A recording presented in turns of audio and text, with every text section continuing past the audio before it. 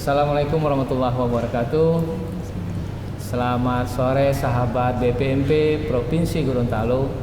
Senang sekali, bahagia sekali saya Rudi Saifullah pada sore hari ini bisa bertemu kembali dan bisa menyapa sahabat BPMP Gorontalo di podcast Penua BPMP Provinsi Gorontalo.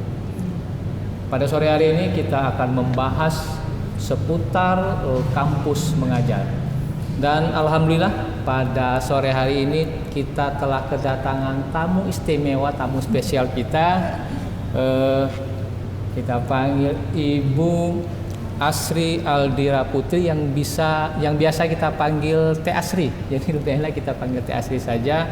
Beliau merupakan kepala program kampus mengajar. Ibu Teh Asri, apa kabar hari ini? Baik, alhamdulillah. Pak Rudi, kumaha damang? Alhamdulillah, pangestu Teh. Pangestu.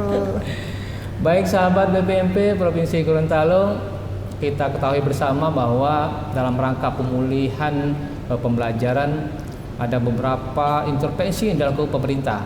Di antaranya adalah kampus mengajar ini. Nah, kita pengen tahu lebih jelas nih Teh. Kira-kira gambaran umum kampus mengajar itu seperti apa Teh? Bisa dijelaskan kepada kita semua Teh? Baik, hatur nuhun Bapak. Untuk program kampus mengajar merupakan bagian dari kebijakan Merdeka Belajar Kampus Merdeka atau MBKM, di mana fokus utamanya ada dua luaran. Yang pertama yaitu peningkatan kapasitas mahasiswa peserta program dari level perguruan tinggi S1, D4, dan D3. Seluruh mahasiswa baik dari akademik dan vokasi bisa menjadi peserta dari kampus mengajar dengan tujuannya mengikuti program kampus mengajar diberikan kesempatan untuk belajar di luar kelas untuk meningkatkan kapasitasnya terutama untuk soft skill seperti kepemimpinan, problem solving, analytical thinking, creativity, dan lain sebagainya. Luaran yang kedua adalah kampus mengajar diamanatkan untuk diminta membantu peningkatan pembelajaran literasi dan numerasi di sekolah-sekolah di jenjang pendidikan dasar dan menengah. Kita ketahui bersama ya Pak bahwa literasi dan numerasi di Indonesia ini levelnya masih sangat rendah, dipisah. Nah, kampus mengajar diminta untuk membantu dalam peningkatan hal tersebut. Dengan kegiatan di kampus mengajar, diharapkan mahasiswa peserta program yang didampingi oleh dosen pembimbing lapangan membuat program kerja yang efektif dan menyenangkan dalam pembelajaran literasi numerasi di sekolah sasaran. Dan sekarang kampus mengajar sudah masuk hingga angkatan ke-6. Oh iya, berarti Teh sudah ada angkatan. Itu untuk kampus mengajar ini berarti sudah 6 angkatan. Betul. Itu mulai kapan Teh? Angkatan 1, 2 sampai angkatan 6 mulai tahun berapa kira-kira ya, itu? Untuk kebijakan MBKM-nya sendiri di launching pada tahun 2020 dan program dimulai dengan kampus mengajar perintis. Lalu diteruskan dengan kampus mengajar angkatan pertama di 2021 hingga sekarang di angkatan ke-6 di 2023. 1 tahun kita memiliki 2 angkatan, jadi berjalan di semester ganjil dan juga semester genap. Oh, berarti sudah bergerak banyak ya. Yes. Berarti kan banyak mahasiswa kalau ngelihat yang digambarkan Teteh tadi ingin ikut menjadi jadi peserta kampus mengajar. Betul. Kira-kira syarat khusus apa yang sehingga teman-teman mahasiswa ini bisa ikut, misalnya IPK-nya atau apanya bisa? Iya. Ya.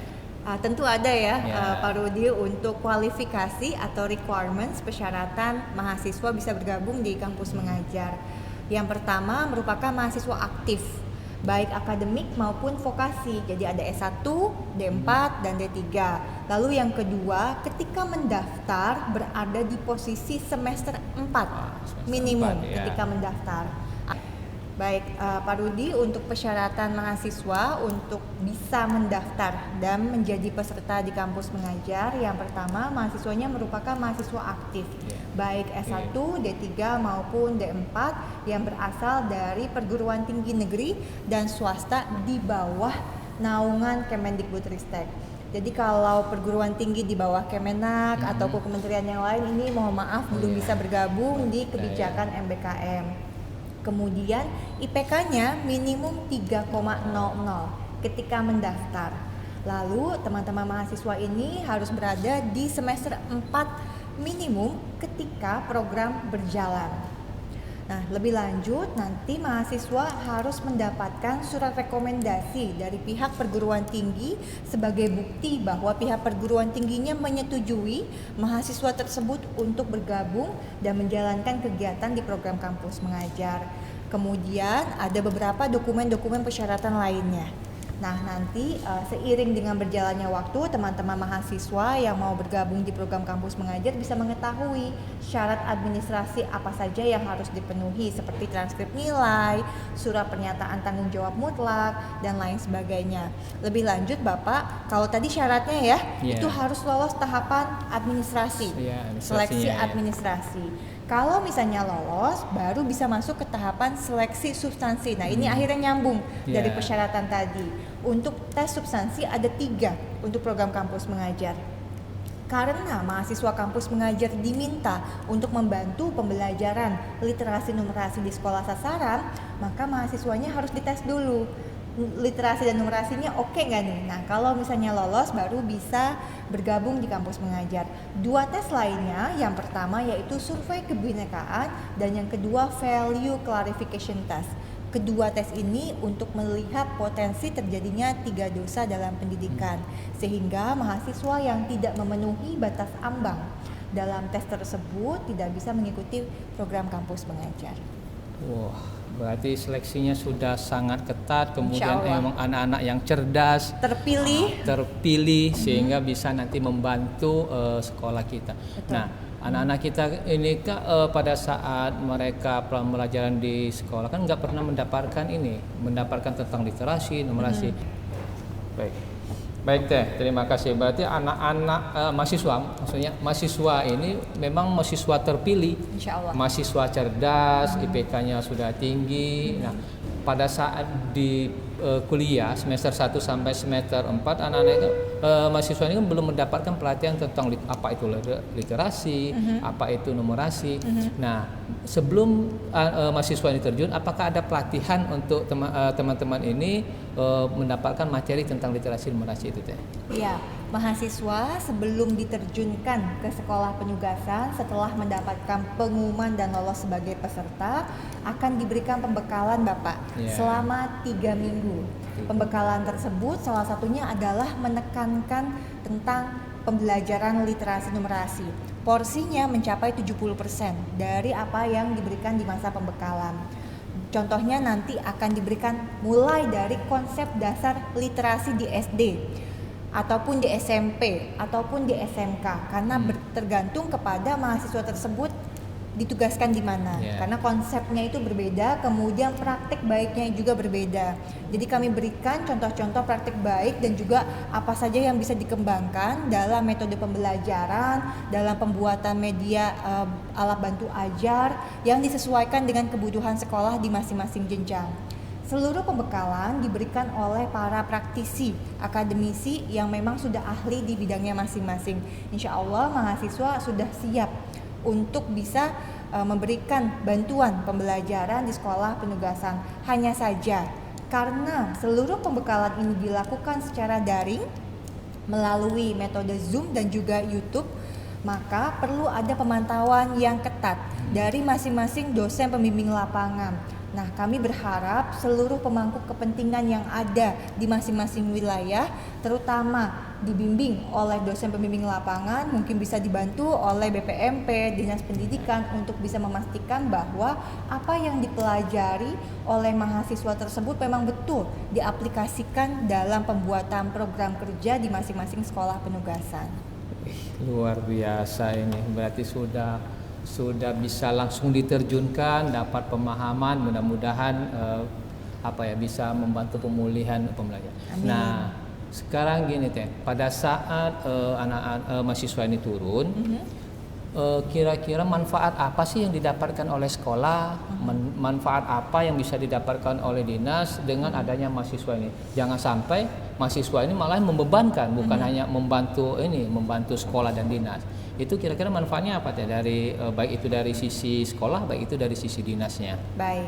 Kalau kita berbicara manfaat berarti kita melihat dampak dari keberlangsungan kita melihat dampak dari pelaksanaan program kampus mengajar. Di kampus mengajar, Bapak, kami menilai dampak ada 2. Untuk sekolahnya, ada dampak dilihat dari pelaksanaan asesmen kompetisi minimum kelas atau AKM kelas. Kalau di SD dilaksanakan di kelas 5, SMP di kelas 8, lalu kemudian mulai angkatan ke-6 akan ada AKM kelas di SMK. Itu untuk kelas 11. Dari setiap angkatannya, kami meminta mahasiswa untuk membantu pelaksanaan pretest dan posttest AKM kelas. Mahasiswa setelah diberikan pembekalan, mulai penugasan, hal pertama yang harus dilakukan adalah melakukan pretest. Assessment kompetisi minimum kelas AKM kelas di masing-masing sekolah. Kemudian hasilnya dikirimkan atau diunggah melalui platform AKM kelas milik BSKAP. Dalam jangka waktu 11 minggu pembelajaran intensif intervensi yang dilakukan oleh mahasiswa di sekolah tersebut, kami kemudian meminta mahasiswa melakukan post-test AKM kelas. Sehingga bisa dilihat perubahan dari pembelajaran di masing-masing sekolah dilihat dari siswa didiknya di kelas tersebut. Nah, berdasarkan AKM kelas yang sudah kami lakukan di berbagai angkatan, alhamdulillah hasilnya positif, Pak Rudi. Jadi selalu ada manfaat dari pembelajaran yang sangat singkat tersebut bisa diekuivalenkan dengan pembelajaran mencapai beberapa bulan. Sebagai contoh, untuk literasi di SD di kampus mengajar angkatan keempat, di mana pembelajaran atau intervensi yang diberikan oleh mahasiswa hanya 11 minggu dari pre ke post testnya, itu sama dengan pembelajaran selama 5 bulan misalnya. Nah, dengan demikian ada perbedaan ya, ada percepatan, akselerasi pembelajaran mahasiswa kepada siswa-siswa yang ada di sekolah. Kenapa? Karena mahasiswa ini tidak hanya dilihat sebagai sosok yang mengajarkan atau sosok yang membantu pembelajaran sebagai asisten guru, tapi sebagai kakak-kakak yang menyenangkan, membantu mereka untuk belajar sambil bermain. Nah, itu konsep belajar sambil bermain ya. Betul, itu yang tapi bermakna ya Pak ya. Nah, sekarang kalau ditanya dinas, fokus untuk dinasnya apa manfaatnya? Nah, sekarang untuk dinas pendidikan di masing-masing wilayah dengan kehadiran mahasiswa program kampus mengajar di sekolah-sekolah sasaran, tentunya dengan pelaksanaan AKM kelas tadi ya sudah terbukti bahwa ada peningkatan pembelajaran dalam literasi numerasi. Hal ini kemudian secara tidak langsung akan berdampak pada peningkatan rapor pendidikan di masing-masing dinas pendidikan di wilayah yang ada di Indonesia. Oh iya, baik Teh. Berarti hasil evaluasi yang angkatan-angkatan sebelumnya berarti ada peningkatan dari setiap sekolah, peningkatan literasi dan numerasinya, dan pasti itu akan berdampak kepada literasi dan numerasi dari pemerintah daerah itu. Itu begitu. Berarti program kampus mengajar ini sangat luar biasa. Itu bisa kita kita minta dukungan penuh nanti dari semua stakeholder, karena semua usaha pemulihan pembelajaran kan nggak bisa sendiri, harus kolaborasi dari pemerintah pusat, pemerintah daerah, dinas, sekolah, semuanya harus berkolaborasi. Nah, terakhir Teh, pada kesempatan ini kira-kira kita sebagai BPMP, nah BPMP ini kan sebagai perpanjangan tangan dari pemerintah pusat. Peran kita nanti dari BPMP itu seperti apa untuk mengawal tentang kampus mengajar ini Teh? Baik, terima kasih Bapak. Untuk peran BPMP di level provinsi setidaknya ada 3 yang kami harapkan. Yang pertama sebagai perpanjangan tangan tadi ya, melakukan advokasi. Apa itu program Yeah. kampus mengajar, memberikan pemahaman yang baik kepada dinas pendidikan dan juga sekolah-sekolah sasaran. Karena masih banyak pihak-pihak yang miskonsepsi kampus mengajar itu sama dengan KKN Nah, gitu iya. ya, menggantikan guru, padahal kan berbeda ya, ini menjadi asisten guru. Lalu kemudian melakukan pendampingan. Along the way, selama program ini berjalan, harapannya BPMP bersama dengan Dinas Pendidikan memberikan pendampingan. Ya. Karena tentu Bapak Ibu yang ada di level BPMP dan Dinas Pendidikan lebih paham sebenarnya kebutuhan di lapangan di masing-masing sekolah ini seperti apa. Mahasiswa ini punya passion, punya semangat untuk bisa membantu pendidikan Indonesia langsung sebagai change agent. Nah, mohon berikan pendampingan kepada mahasiswa ini. Selain itu juga memberikan pendampingan untuk memastikan bahwa semua kegiatan yang dilaksanakan oleh mahasiswa tersebut mendapatkan buy-in dari sekolahnya. Sehingga masing-masing sekolah sasaran tadi bisa atau mau melaksanakan program, melanjutkan secara berkelanjutan, even though nanti mahasiswanya sudah pulang. Itu harapannya. Lalu yang terakhir Bapak, harapan kami adalah bersama-sama kita melaksanakan monitoring evaluasi kepada pelaksanaan program kampus mengajar di setiap angkatannya, sehingga kita bisa mengidentifikasi hal-hal apa saja sih yang harus kita tingkatkan bersama-sama, rencana tindak lanjutnya seperti apa, dan peningkatan involvement atau keikutsertaan dari masing-masing pihak yang harus ditingkatkan apa saja. Begitu Pak. Oke Teh, berarti terima kasih. Berarti kita sudah tahu peran kita bahwa kita harus melakukan advokasi, melakukan pendampingan, dan bersama-sama dinas juga kita harus melakukan monitoring. Yes. Dan harapan kita program kampus mengajar ini bisa menjadikan solusi dan angka pemulihan pembelajaran. Nah, Teh, untuk mengakhiri ini mohon berikan pesan kepada mahasiswa yang ada di luar sana, sehingga mahasiswa yang belum tergerak ikut kampus mengajar ini mau ikut kampus mengajar ini. Baik, terima kasih Bapak. Ingin memberikan semangat kepada seluruh mahasiswa yang ada di Indonesia, khususnya yang ada di Provinsi Gorontalo, untuk bersama-sama menjadi bagian dari agen perubahan pendidikan Indonesia menjadi lebih baik lagi. Bantu kami semua untuk bisa melakukan pemerataan pendidikan di level pendidikan dasar dan juga menengah. Mari bersama-sama kita wujudkan untuk bisa menjadikan Indonesia sebagai negara yang lebih maju di masa yang akan datang. Dengan keikutsertaan mahasiswa tadi sudah disampaikan, capaiannya harapannya ada dua, tidak hanya kepada pihak sekolah tapi juga kepada mahasiswa. Yang terpenting dari program ini adalah untuk bisa menjadikan mahasiswa sebagai lulusan dari perguruan tinggi yang memiliki soft skills dan capacity yang cukup. Salah satunya adalah untuk mempersiapkan mahasiswa sebagai pemimpin bangsa di masa yang akan datang. Tadi salah satu soft skills yang saya angkat adalah leadership. Leadership tanpa rasa empati itu kurang baik Bapak. Harapannya dengan kehadiran mahasiswa melihat langsung, terjun langsung, terutama ke sekolah-sekolah dengan level literasi numerasi level 1 dan 2, artinya bisa melihat langsung kebutuhan untuk peningkatan pendidikan di Indonesia, ada rasa empati yang muncul. Ada banyak rasa ingin memberikan lebih kepada negara Indonesia. Untuk itu kami berharap mahasiswa Indonesia bisa menjadi bagian sekali lagi untuk bersama-sama kita memperjuangkan menjadi agen perubahan langsung untuk pendidikan Indonesia yang lebih baik. Artinya untuk masa depan Indonesia yang lebih baik lagi. Terima kasih Teh Asri telah menyampaikan Bapak Ibu seputar tentang kampus mengajar. Teman-teman mahasiswa, ini saatnya semangat yang telah diberikan bagaimana kita mengambil peran dan menjadi bagian dari sejarah peningkatan, pemulihan dari pembelajaran, kemudian mengambil peran pendidikan itu lebih baik. Semua bergantung kepada teman-teman mahasiswa semua. Sekali lagi terima kasih Teh Asri Aldira Putri sebagai Kepala Program Kampus Mengajar yang telah hadir bersama kami. Kemudian teman-teman sahabat BPMP Provinsi Gorontalo, sampai ketemu lagi di podcast selanjutnya dengan tema-tema dan isu-isu strategis ke depannya. Terima kasih. Assalamualaikum warahmatullahi wabarakatuh. Waalaikumsalam. Terima kasih.